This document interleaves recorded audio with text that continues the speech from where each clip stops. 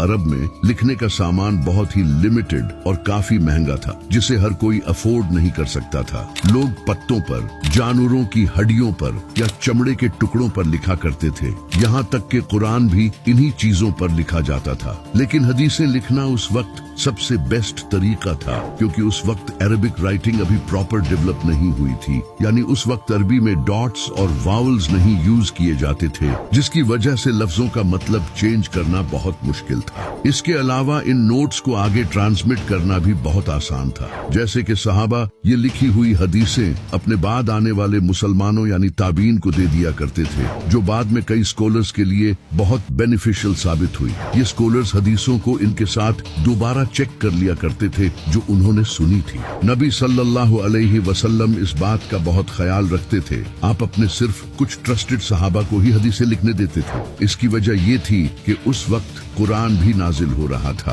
और आपको डर था कि कहीं लोग कुरान और हदीस को आपस में मिला न दें। इसी वजह से नबी सल्लल्लाहु अलैहि वसल्लम अपने सहाबा को बार बार ये कहा करते थे कि जिसने मुझ पर झूठ बांधा वो अपना ठिकाना जहन्नम में बना ले। आपने ये बात अपने सहाबा के माइंड में फिट कर दी थी। नबी सल्लल्लाहु अलैहि वसल्लम की वफात के बाद हदीसों को लिखने का सिलसिला शुरू हुआ, क्योंकि अब नबी सल्लल्लाहु अलैहि वसल्लम इस दुनिया से जा चुके थे और जाहिर है कि अब हदीसें आना बंद हो गई थी। नबी सल्लल्लाहु अलैहि वसल्लम की वफात के बाद जब हजरत अबू बकर रजी अल्लाह तआला अन्हु खलीफा बने, तो इनके दौरे खिलाफत में कुरान को जमा करने का सिलसिला शुरू हुआ। उस वक्त कुरान की सारी आयात तो लिखी हुई नहीं थी, कुछ आयात सहाबा को याद थी और कुछ लिखी हुई थी। यही हाल हदीसों का भी था और इसी वजह से कुरान और हदीस दोनों सुनाई जाती थी। ये देखकर हजरत अबू बकर को खतरा हुआ कि कहीं कुरान और हदीस आपस में मिक्स न हो जाए।